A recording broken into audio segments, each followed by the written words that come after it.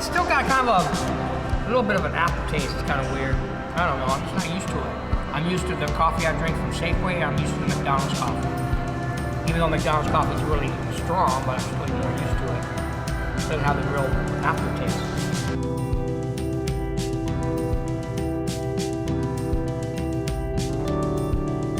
What am I buying? Let's see. Nice. I'm just getting B-roll for my YouTube channel. Oh man, you're on YouTube? You don't know that? No. I have a whole channel. I have no idea what you do with your life, dude. That's coming in by film from us.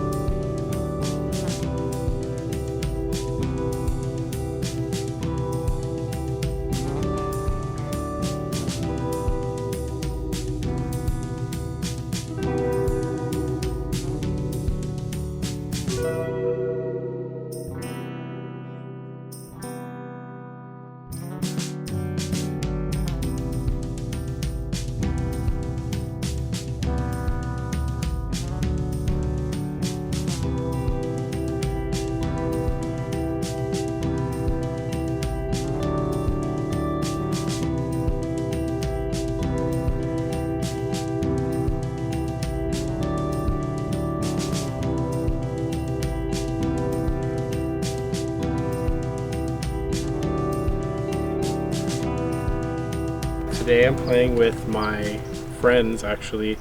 Rolleiflex. This is a 75 3.5. I think it might be a T, I'm not sure.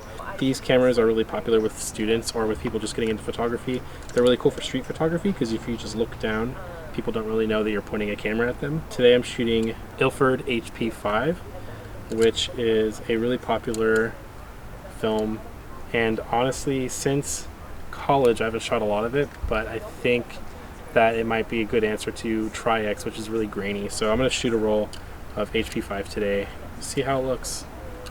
Maybe it's awesome, I don't know. I mean, I do know it's good film, I just never shoot it. Stay right there. I'm gonna take a picture of you. We're gonna do F8. Nope, we're gonna do F11. F11, 2/50th of a second, because it's bright out. The shutter is really quiet because it is a leaf shutter that's in the lens. So instead of having a big shutter, it's like a leaf, like an iris. A lot of medium format camera lenses use a leaf shutter. They're really great because they're quiet and they can also sync at any speed with flashes. They are typically limited to 1/500th or even 1/400th of a second shutter speed, so they're not ideal for everything, but they're great for use in studio, and they're pretty good for use in TLRs when you're like out on the street or just kind of shooting whatever.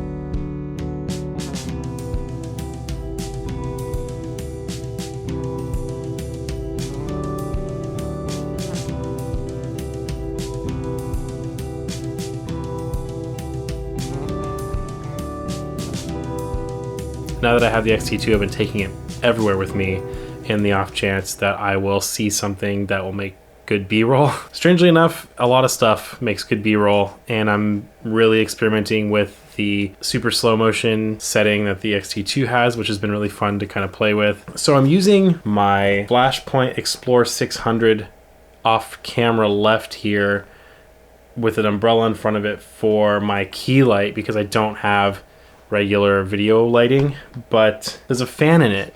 And I have the mic right here, right out of frame, and it's, you know, shotgun style mic, so I'm hoping it's not picking that up much, but if it is, I'm sorry. I'm just kind of making do with what I got today, but I'm gonna get some continuous lighting for video at some point. We'll just deal, it's fine. In this video, I go out to Tilden again with the Rolleiflex 3.5 F or T, I'm not really sure which one. I didn't really know what I wanted to shoot. I know I wanted to shoot black and white. I had shot a roll of Acros earlier in the day, but I wasn't sure if I wanted to shoot more or if I wanted to shoot something else. So I went to Looking Glass Photo in Berkeley and I actually grabbed a bunch of Ilford film, which I haven't shot in forever. I had my friend Min with me and she was awesome enough to grab some footage for me while I was shooting, which turned out really great. So that's awesome.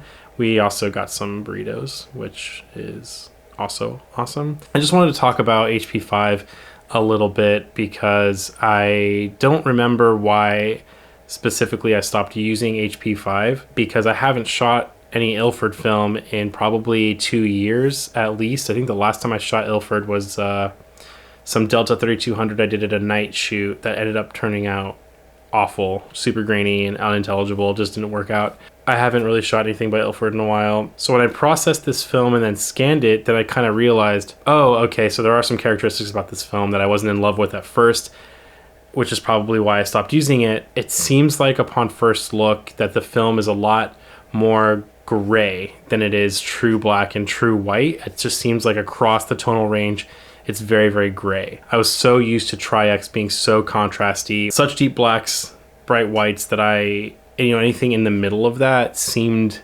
flat and kind of boring. But now looking at these images I took, it's really interesting to see that kind of gradient of grays because you're kind of getting a larger tonal palette.